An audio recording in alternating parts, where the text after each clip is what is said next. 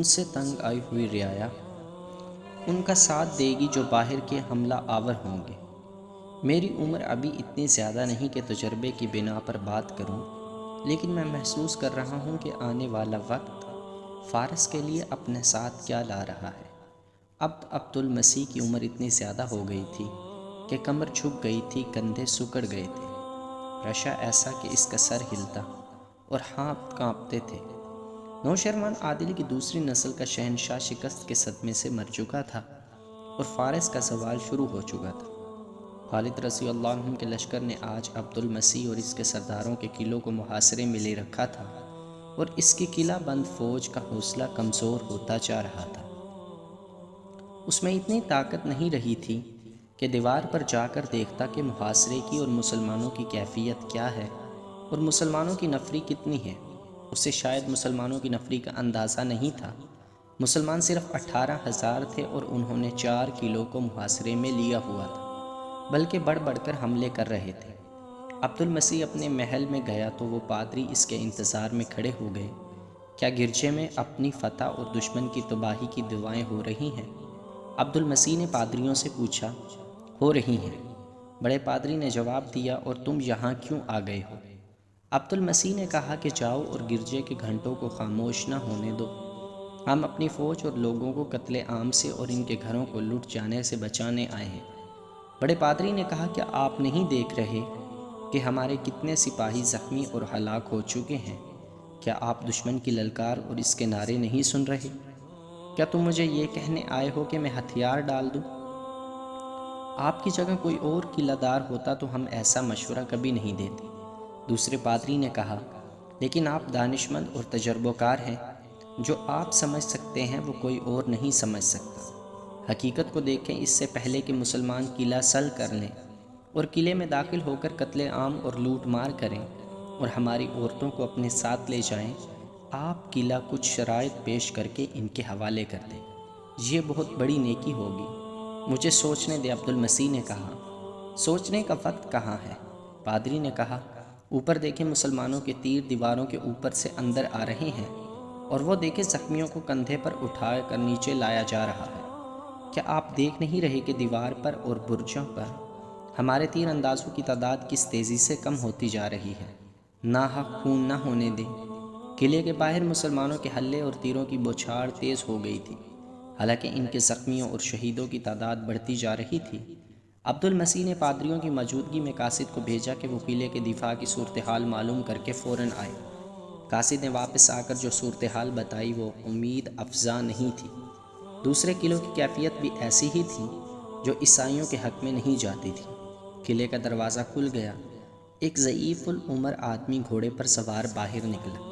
اس کے ساتھ 2-3 سردار تھے۔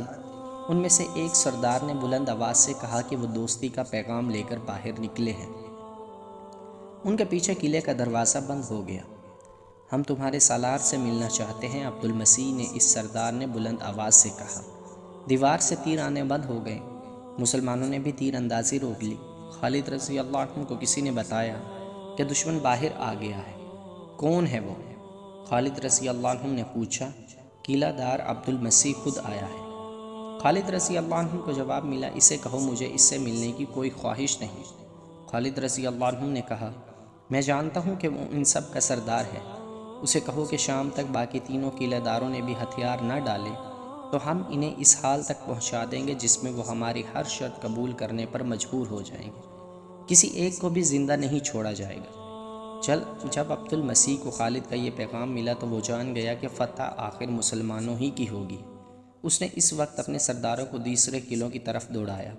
دوسرے قلعوں کے اندر بھی یہی کیفیت تھی جو عبد المسیح کے قلعے کے اندر تھی۔ فوجوں کا حوصلہ کمزور پڑ گیا اور وہ لوگوں پر خوف و ہراس طاری ہو گیا۔ ان قلعوں کے سردار ہتھیار ڈالنے کے لیے تیار تھے، لیکن کوئی قلعہ دار یہ نہیں چاہتا تھا کہ ہتھیار ڈالنے میں وہ پہل کرے اور یہ تہمت اس پر لگے کہ ہتھیار سب سے پہلے اس نے ڈالے تھے، ورنہ کوئی بھی ہتھیار نہ ڈالتا۔ عبد المسیح کا پیغام ملتے ہی انہوں نے تیر اندازی بند کر دی اور تینوں قلعہ دار باہر آ گئے۔ انہیں خالد رضی اللہ عنہ کے سامنے لے گئے۔ اس وقت خالد رضی اللہ عنہ ایک گھنے درخت کے نیچے کھڑے تھے۔ کیا تم ہمیں کمزور سمجھ کر ہمارا مقابلہ کرتے ہو؟ خالد رضی اللہ عنہ نے ان قلعہ داروں سے کہا، کیا تم بھول گئے تھے کہ تم عربی ہو؟ کیا تمہیں یہ بھی یاد نہیں رہا کہ ہم بھی عربی ہیں؟ اگر تم اجمی ہوتے تو بھی تمہیں یہ امید نہیں رکھنی چاہیے تھی کہ تم اس قوم کو شکست دے سکو گے جو عدل و انصاف میں یکتا اور جس کی تلوار کی دھاک بیٹھی ہے، تو جو کچھ بھی کہنا چاہتا ہے کہہ سکتا ہے۔ ضعیف العمر عبد المسیح نے کہا، تو فاتح ہے، ہمیں کچھ کہنے کا حق حاصل نہیں کیونکہ ہم نے تیرے آگے ہتھیار ڈال دیے ہیں۔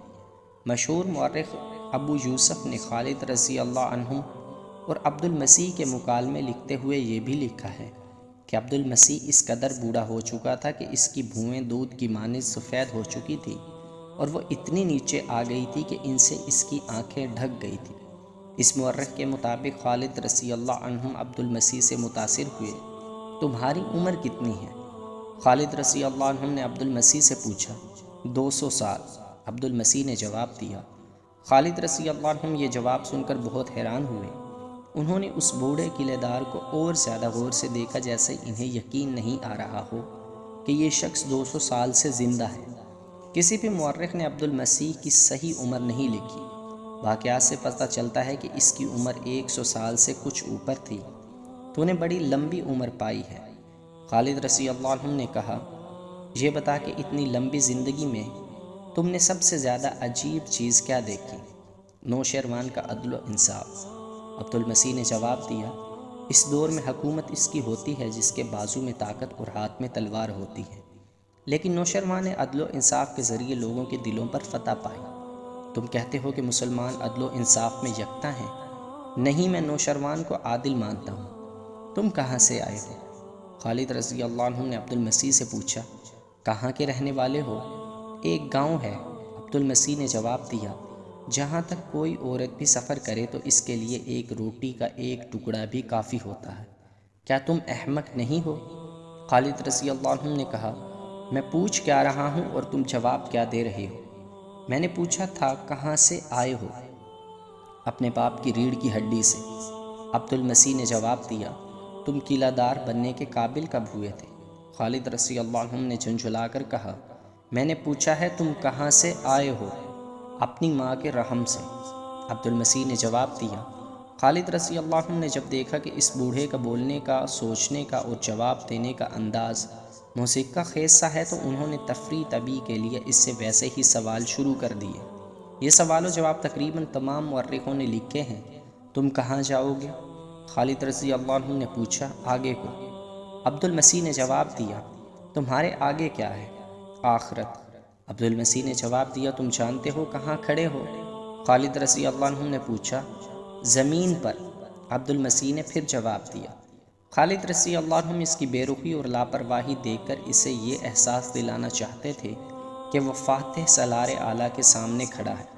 خالد رضی اللہ عنہ نے معلوم نہیں کیا کہ سوچ اس سے کیا سوال پوچھوں۔ تم کس چیز کے اندر ہو؟ اپنے کپڑوں کے اندر۔ عبد المسیح نے کہا۔ اب خالد رضی اللہ عنہ کو غصہ آنے لگا۔ انہوں نے طنزیہ لہجے میں کہا، دنیا کم عقلوں کو تباہ کرتی ہے لیکن دانا لوگ دنیا کو تباہ کرتے ہیں۔ مجھے معلوم نہیں تم کم عقل ہو یا دانا، مجھے صحیح جواب تمہارے لوگ ہی دے سکتے ہیں، اے فاتح سالار۔ عبد المسیح نے کہا، چونٹی بہتر جانتی ہے کہ اس کے بل کے اندر کیا چیز رکھی ہے، اونٹ نہیں بتا سکتا۔ خالد رضی اللہ عنہ نے چوک کر عبد المسیح کی طرف دیکھا۔ ان کا غصہ ختم ہو گیا۔ انہوں نے محسوس کر لیا کہ یہ شخص احمق یا کم عقل نہیں۔ خالد رضی اللہ عنہ نے اسے اپنے برابر میں بٹھا لیا۔ اب خالد رضی اللہ عنہ کے انداز میں احترام تھا۔ اے بزرگ، خالد رضی اللہ عنہ نے کہا، کوئی ایسی بات بتا جو تو ہمیشہ یاد رکھنا چاہتا ہو۔ مورخ لکھتے ہیں کہ عبد المسیح گہری سوچ میں کھو گیا۔ اس کے چہرے پر اداسی آ گئی۔ اس نے قلعے کی طرف دیکھا، میں اس وقت کو یاد کرتا ہوں۔ عبد المسیح نے کہا کہ جب ان قلعوں کے عقب میں بہتے ہوئے فرات میں چین کے بحری جہاز بادبان پھیلائے آیا کرتے تھے، پھر مجھے جو وقت یاد ہے وہ نوشیروان کا عہد حکومت ہے۔ رعایا خوشحال اور مطمئن تھی، کوئی جھوپڑی میں رہتا تھا یا محل میں۔ نوشیروان کا انصاف سب کے لیے ایک تھا۔ محترم بزرگ، خالد رضی اللہ عنہ نے کہا، خدا کی قسم تو مسلمانوں کے عدل و انصاف کو بھی یاد رکھے گا۔ اگر تو اپنے لوگوں کے ساتھ اسلام قبول کر لے تو تیری اور تیرے لوگوں کی حفاظت ہمارے ذمے ہوگی۔ تم سب کو وہی حقوق ملیں گے جو دوسرے مسلمانوں کو ملتے ہیں۔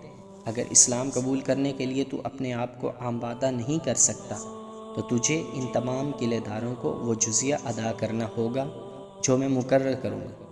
اگر تجھے یہ بھی قبول نہیں تو پھر تم نے دیکھ لیا ہے مسلمان قلعوں کو کس طرح سر کرتے ہیں اور ان کی تلواروں کی کاٹ کیسی ہے۔ ہم سے کچھ اور مانگ، ہم دیں گے۔ عبد المسیح نے کہا، اپنا مذہب نہیں چھوڑیں گے، بتا جزیہ کتنا ہوگا؟ تو جیسے دانا سے مجھے اس جواب کی توقع نہیں تھی۔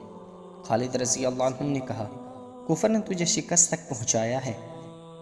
اس عربی کو میں کم عقل سمجھتا ہوں جو عربی راستے سے ہٹ کر عجمی راستہ اختیار کر لے۔ خالد رضی اللہ عنہ کے ان الفاظ نے نہ عبد المسیح کو متاثر کیا نہ دوسرے کسی قلعہ دار یا سردار کو۔ وہ اپنے انکار پر قائم رہے۔ خالد رضی اللہ عنہ نے انہیں جزیہ کی رقم بتائی تو انہوں نے فوراً قبول کر لیا۔ یہ رقم 1,90,000 درہم تھی۔ جو عہد نامہ تحریر کیا گیا اس کے الفاظ یہ تھے،